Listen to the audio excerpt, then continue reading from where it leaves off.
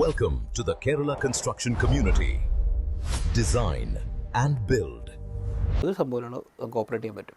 കാരണം ഞാൻ ഇതേപോലത്തെ ഒരു ഷിപ്പിലൊന്നല്ല കേട്ടോ, ഒരു 2016-17 കാലഘട്ടത്തിൽ അനുഭവിച്ച.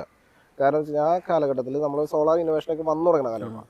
അപ്പോൾ ഞാനൊരു റിസോർട്ട് പ്രോജക്റ്റ് നമ്മുടെ മൂന്നാർ ഏരിയയിൽ കുറച്ച് ഇതിലാണ്. അപ്പോൾ അവിടെ ഈ റിസോർട്ട് പ്രോജക്റ്റ് ചെയ്യുന്ന സമയത്ത് അവിടെ ഈ റിസോർട്ടിന് അപ്രൂവ് കൊടുത്ത സമയത്ത് അവിടുത്തെ പ്രാദേശിക കുറച്ച് ആൾക്കാർ പറഞ്ഞ കാര്യമുണ്ട്. അവിടെ ഒരു ആദിവാസി ഊരുണ്ട്. അപ്പോൾ അവർക്ക് വെള്ളത്തിന് യാതൊരു സോഴ്സ് ഇല്ല.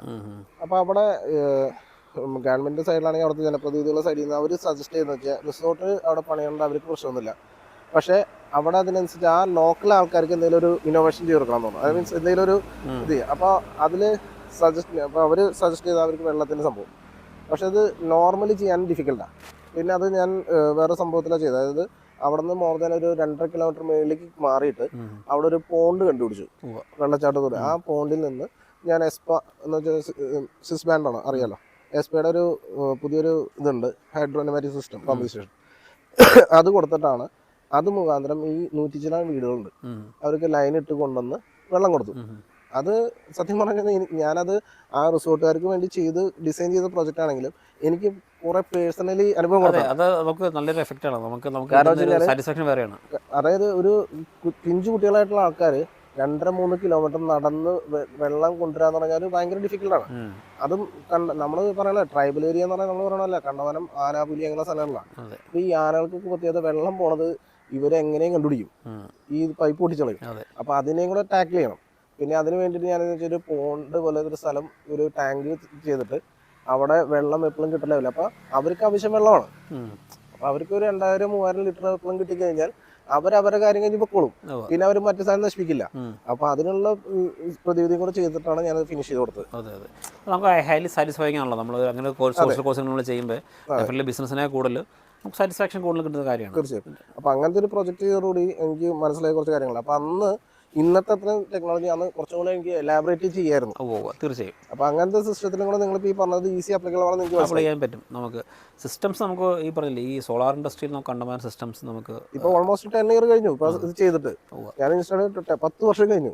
അപ്പോൾ ഇന്നാൾ ഞാനൊരു 1.5 വർഷം മുന്നേ പോയപ്പോൾ ഞാൻ അവിടെ ചെന്നിട്ടുണ്ടായിരുന്നു. അതിപ്പോഴും വർക്ക് ചെയ്യാൻ എല്ലാവരും സാറ്റിസ്ഫൈഡ് ആണ്. കാരണം ഞാൻ മെയിൻ്റെനൻസ് ഫ്രീ ആയിട്ടുള്ള ലെവലിൽ ചെയ്ത് കൊടുക്കുന്നത്. അപ്പോൾ അതേപോലത്തെ സിസ്റ്റംസ് നമുക്ക് ഇപ്പോഴും പല എൻക്വയറീസും വരാറുണ്ട്. ഞാനത് ഒരു 4 to 5 ഇയർ മുന്നേ തമിഴ്നാട്ടിലെ ഒരു സ്ഥലത്ത് ഇതുപോലെ ചെയ്തിട്ടുണ്ടായിരുന്നു. അവിടെ ഇതുപോലെ കുടിവെള്ളക്ഷാമം ഭയങ്കര രൂക്ഷമായിരുന്നു. അപ്പോൾ അവിടെ ഒരു ഇൻഡസ്ട്രി ഡിസൈൻ ചെയ്യാൻ വേണ്ടിയിട്ട് ഞാൻ പോയതാണ്. അപ്പോൾ അവിടെ ചെന്നപ്പോൾ ഇങ്ങനെ ചോദിച്ചപ്പോൾ ഞാൻ ഇതുപോലെ തന്നെ ആ ഇൻഡസ്ട്രിയിൽ നിന്ന് തന്നെ വെള്ളം ഇതുപോലെ ട്രൈബൽ ഏരിയ അല്ല ഇത് തന്നെ, പക്ഷേ വെള്ളം ഭയങ്കര ഷോർട്ടേജ് ഉള്ള സ്ഥലം, അവിടെ ഇങ്ങനെ തന്നെ എത്തിച്ചു കൊടുത്തത്. അപ്പോൾ ഇങ്ങനെയുള്ള ചലഞ്ചിങ് പ്രോജക്ട്സാണെങ്കിൽ ഞങ്ങളുടെ കമ്പനി റെഡിയാണ്. നമ്മുടെ കമ്പനി ചലഞ്ചിങ് പ്രോസസ് ചെയ്യാൻ ഇപ്പോഴും തയ്യാറായിട്ടുള്ള കമ്പനിയാണ്. തീർച്ചയായും നമുക്ക് അങ്ങനത്തെ ആൾക്കാരെയാണ് ഈ ഫീൽഡിൽ ഏറ്റവും കൂടുതൽ ആവശ്യമുള്ളത്. കാരണം അങ്ങനത്തെ പ്രോജക്ട്സ് വന്നാൽ ഡെഫിനറ്റ്ലി നമുക്ക് അസോസിയേറ്റ് ചെയ്യാം. നമ്മൾ റെഡി ടു ബിൽഡ് എന്നുള്ളത് എല്ലാവർക്കും ചെയ്യാൻ പറ്റില്ല, പക്ഷെ നമ്മൾ ഇന്നോവേറ്റീവ് ആയിട്ട് നമ്മൾ കസ്റ്റമൈസ് ചെയ്ത് പ്രൊജക്ട് ചെയ്യുമ്പോൾ നമുക്കത് ഇന്നോവേഷൻ നമുക്ക് തോന്നുക. കാരണം ഞാനൊക്കെ പല കമ്പനി ഓണർമാരെ സമീപിച്ച ആ കാലഘട്ടത്തിൽ ചിലർക്ക് അത് കേൾക്കാൻ പോലും നേരമില്ല. അതായത് ഒരു സാറേ നമുക്ക് നോക്കാം, പിന്നെ വിളിച്ചാൽ ഫോൺ എടുക്കില്ല, പിന്നെ അവർ ഒഴിവാക്കി പറഞ്ഞ പോലെ തന്നെ പലരെ കൊണ്ട് ഫോൺ എടുപ്പിച്ചിട്ട് നമുക്ക് നോക്കാം, അത് സമയം പോണ കേസാണ്, ഞങ്ങൾക്ക് വേറെ പ്രോജക്റ്റ് റണ്ണിങ് ആണ്, ഇങ്ങനെയൊക്കെ പറഞ്ഞ് ഒഴിവാക്കി ആൾക്കാരുണ്ട്. പക്ഷെ അവരുപയോഗിക്കുന്ന ഈ പറഞ്ഞ പ്രോഡക്റ്റുകളിലെ CEO ഡയറക്റ്റ് അപ്പോയിന്റ് ചെയ്ത് വേറെ ആൾക്കാർ വന്ന് അത് ചെയ്തു വയ്ക്കണത്. അതാണ് ഇതിലെ രസം. കാരണം അവർക്ക് അതിനെ കുറിച്ച് അറിയില്ല ഇതെന്താണ് പറയണെന്നുള്ളത്. കാരണം അത് മനസ്സിലാക്കുന്ന കപ്പാസിറ്റി ഇല്ല. തീർച്ചയായും. അതായത് ഒരു ബിസിനസ്സുകാരൻ എന്ന് പറഞ്ഞാൽ നമ്മൾ ചെയ്യാൻ പോണ പ്രോജക്റ്റിനെ കുറിച്ച് ഒരു 10% കാര്യമുള്ളൂ. നോളജ് ഉണ്ടാവണം. എന്താണ് ഇതിന്റെ ആവശ്യം, എന്താണ് എന്തിനു ചെയ്യണം എന്ന് ചോദിച്ചു കഴിഞ്ഞാൽ അതാണ് അത് ഇന്നത്തെ കാലഘട്ടത്തിൽ പലർക്കും അത് ഇല്ല. അവിടെയാണ് പ്രശ്നം വരുന്നത്. അതായത് ബിസിനസ് ചെയ്യാന്ന് പറഞ്ഞാൽ നമ്മൾ പറയില്ലേ, പലർക്കും പലതരം ബിസിനസ് ഉണ്ട്. പൈസ എന്നുള്ള സെക്കൻഡറി മാറ്റർ. ബിസിനസ് ഇന്നോവേഷനിൽ പൈസയിലുപരി ആ ബിസിനസ്സിനുള്ള അറിവ് വേണം, ആ ബിസിനസ് കൊണ്ടുനടക്കാനുള്ള പ്രാപ്തി വേണം. ഇതുണ്ടെങ്കിലേ കാര്യമുള്ളൂ. അതെ, ടെക്നിക്കലി നമ്മൾ സൗണ്ട് ആവണം ഏത് ബിസിനസ് ചെയ്യണമെന്നില്ല. അതെ, പ്രത്യേകിച്ച് സോളാർ പോലെ EV പോലത്തെ ബിസിനസ് ചെയ്യുമ്പോൾ അത് കാശ് മാത്രം ഇറക്കിയിട്ട് കാര്യമില്ല. ചിലരുന്ന കസ്റ്റമേഴ്സിനെ ഈ പറഞ്ഞ പോലെ അവരെ കാശ് ഉണ്ടെന്ന് കാണുമ്പോൾ അവരെ പരമാവധി ഹ്യൂജർ എമൗണ്ടിലേക്ക് എത്തിക്കുക എന്നുള്ളതാണ്.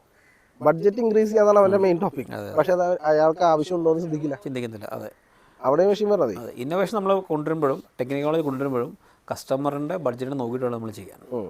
ഇപ്പം ഞാനൊക്കെ കൂടുമ്പോൾ ഇപ്പോൾ EV സജസ്റ്റ് ചെയ്തപ്പോൾ ഞാൻ നമ്മുടെ തലശ്ശേരിയിൽ പ്രൊജക്റ്റ് ചെയ്യുന്നു. അത് മോർ ദാൻ 42,000 സ്ക്വയർ ഫീറ്റ് ഏരിയയുള്ള വീടാണ് 42,000. പക്ഷെ അതിന്റെ പ്രത്യേകത എന്ന് പറഞ്ഞാൽ ആ വീട്ടിൽ ഉള്ളവരെല്ലാം തന്നെ UAE ബേസ്ഡ് ഒരു ഹെവി ബിസിനസ്സുകാരാണ്. അപ്പോൾ അവര് നാട്ടിലുണ്ടാവില്ല. അവര് 3 months ഒരു 20 days ഒക്കെ ഫാമിലി ഉണ്ടാവുള്ളൂ. ഇത്രയും വലിയ വീടാണ്. പക്ഷെ അദ്ദേഹത്തിന് വീട് വെക്കാൻ തോന്നി, അദ്ദേഹം വെച്ചു. ഒരു 6-7 വർഷം കൊണ്ട് തീർന്നു. എൻ്റെ ഡീറ്റെയിൽ വീഡിയോ ഒക്കെ ഞാൻ കാണിച്ചിട്ടത്. അപ്പോൾ അവിടെ എന്ന് വെച്ച് കഴിഞ്ഞാൽ ഈ 42,000 ഏരിയ എന്ന് മാത്രമല്ല, അവിടെ AC ലോഡ് മാത്രം 165 കിലോവാട്ട് ഉണ്ട്. Centralised AC 165 കിലോവാട്ടാണ്. VRF ചെയ്തിരിക്കുന്നത്, OG ആണ്, OG. അപ്പോൾ അതിൽ നമ്മൾ ഏകദേശം ഒരു 200 kVക്ക് മേളിൽ ലോഡുണ്ട് അടുത്ത്. അപ്പോൾ 50 kV ട്രാൻസ്ഫോർ ഉണ്ട്, സേമസ് 2 ജനറേറ്റർ, കാര്യങ്ങളെല്ലാം അതിൽ പാക്കഡാണ്. പക്ഷേ അവിടെയൊക്കെ നമ്മൾ ആദ്യ കാലഘട്ടങ്ങളിൽ ഫേസ് ചെയ്ത ഇഷ്യൂ എന്ന് പറഞ്ഞാൽ, ഞാൻ 2019 വർക്ക് കഴിഞ്ഞു, 2020 ആ സമയത്ത് കൊറോണയുടെ കാലഘട്ടമാണ്. അപ്പോഴാണ് ഹാൻഡ് ഓവർ ചെയ്തത്. അപ്പോൾ ആ സമയത്തൊക്കെ ഞങ്ങൾ ഇന്ന് നോക്കിയെന്ന് വെച്ച് കഴിഞ്ഞാൽ കണ്ടമാനം കോമ്പൗണ്ട് വാൾ ലൈറ്റ് ഉണ്ട്, പിന്നെ അങ്ങനെ ലൈറ്റിംഗ് ഏരിയ കൂടുതലാണ്. പക്ഷേ ഇതിന് വേണ്ടിയിട്ട് മാത്രം കറണ്ട് ഇല്ലെങ്കിലും നമുക്ക് ജനറേറ്റർ ഓടിക്കാൻ ആപ്ലിക്കബിൾ അല്ല.